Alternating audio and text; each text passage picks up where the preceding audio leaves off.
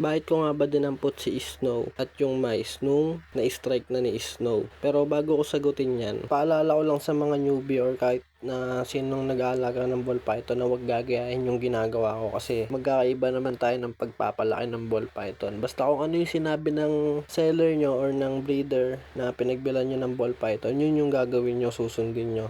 Sabi nga ni Nika na kung ano yung pag-aalaga nila at ng mga kapwa niya breeder, itutuloy nyo na lang, no, ng mga bibili sa kanila. Baga, itutuloy nyo na lang kung ano yung mga dati na lang ginagawa. Itutuloy nyo na lang yun. Huwag yung gagayahin yung mga napapanood nyo sa akin na kagaya niyan, yung bigla akong dinampot. Huwag yung gagawin yun kasi nga, pwede silang ma-stress. Pwede na lang isuka yung pagkain, ganun. Or, pag na-stress kasi yan, pwedeng dun mismo, pag hawak nyo pa lang, titigil na nila yung pagkain, hindi na nila itutuloy yun kasi nga na-stress na sila. Kasi nga nakaramdam sila ng threat. Kasi yan si Snow, iba yan eh. Kumbaga, sa akin kasi, nung, iba napisa siya sa egg nung lumabas siya. Nag-shed yun. Tapos, bali, 1 month siyang hindi nakain, gano'n. Kaya, ginawa ko, in-assist feed ko siya. Bali, nung in-assist feed ko siya, pinanga ko lang siya. Tapos, sinubo ko yung patay na pinkish. Hindi ko naman sinaksak sa lalamunan niya. Nilagay ko lang dun sa bibig niya mismo. Tapos, medyo medyo parang pinakapit ko lang yung ngipin niya dun sa mice para nga kainin niya. Tapos yun, nagtuloy-tuloy na, kinain niya na. Kumbaga, hindi ko talaga sinaksak yung mice sa mismong lalamunan niya. Sa bibig lang, pinaano ko lang na pagkain ng mice. Ganon.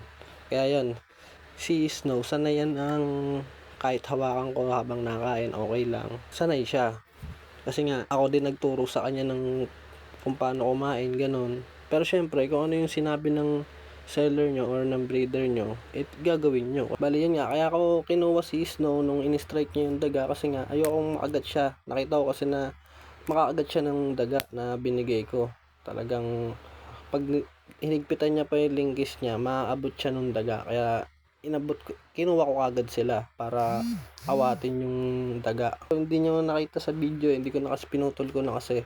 Pero, ano yan, medyo inintay ko pang mamatay yung daga bago ko binitawan sila. Tapos nung patay na yung daga yun, nilunok naman ni Snow, no?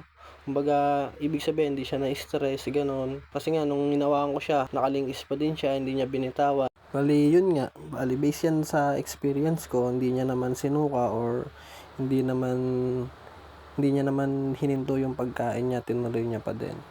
Pero syempre, wag niyong gagayahin yun kasi nga, pag sa inyo, baka sumuka, ganon. Lalo sa mga newbie dyan. Pero may na-experience na akong ganyan, sumuka. Kumbaga, hindi ko naman yun ahas. Kumbaga, sa akin lang muna yung pag pinaalagaan sa akin. Bali, ano kasi siya, putol yung buntot niya. Tapos, nakagat pa ng daga. Kaya, di sumugat lalo. Di ba matagal gumaling ang sugat ng ahas. Kumain siya, di ba, kumain. Ngayon, nung kinabukasan, nilagyan ko ng gamot, betadine. Tapos pagkalabalik ko sa kanya sa enclosure, yun, nangamoy ko na lang ang baho, amoy patay na daga. Yung pala, sumuko na yung ball python. Siguro na-stress nga siya sa paglalagay ko ng gamot, gano'n. Pero yun nga, no, paulit-ulit kong sasabihin na wag niyong gagayahin talaga yung ginagawa ko kay Snow. Kumbaga, content lang naman yun eh. Video ko lang yun eh.